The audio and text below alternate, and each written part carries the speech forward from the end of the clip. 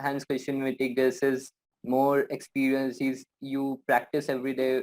Must be practicing with him every day at the national center. So how was it that you managed to keep your mindset right? Yeah, as I said, I have been working on finding some tools so I can be in the moment and stay present, and so I can be more alert all the time. So I don't think too much of the rallies I have just played, or think too much of how I should play the next rally, but just be in the moment. And so if you are that, you actually don't think too much about what's going on, but you just think like every shot, every movement, it just feels right. It's like you call it, most people call it to be in the zone.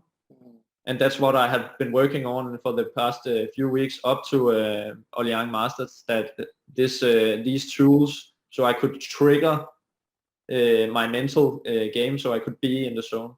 And I actually think it worked. I started to use a mental coach last year, and I got a new one here for like 8 weeks ago. And I think that it has improved me a lot. I'm more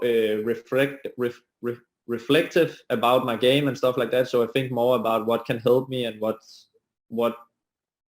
is not good to think about when you're in there at the game. But for me, I had this feeling sometimes it was not going good. I wanted to like get off the court. I felt very uncomfortable to be on the court, and I felt like stiff, and my legs were heavy, and I hadn't.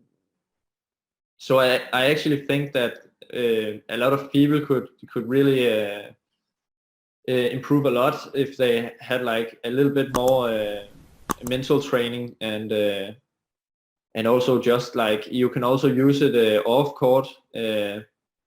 I have used it the past few weeks when I have been a little bit stressed. I got like a breathing exercise I could use on court, but I can also use it off court. So when I feel stressed in my normal day life, I can use it also there. So it also helped me to like stay relaxed when I'm not in at training. But I actually think that if I can share one tip from my mental training, it's like I draw this house with all kind of rooms inside it, and there was one room, and that was the most important room for me. Then there was a different room with some training stuff inside, and that's my room when I go to training and practice. It's in that room, and then I have a nutrition room with food and stuff, and then I have a room with relaxing and stuff. And then my mental coach said that most people are doing two things at once, and that they will feel more stressed than other people who are just in one room at a time. So that means that if I want to relax, I should just focus on relaxing and not focus on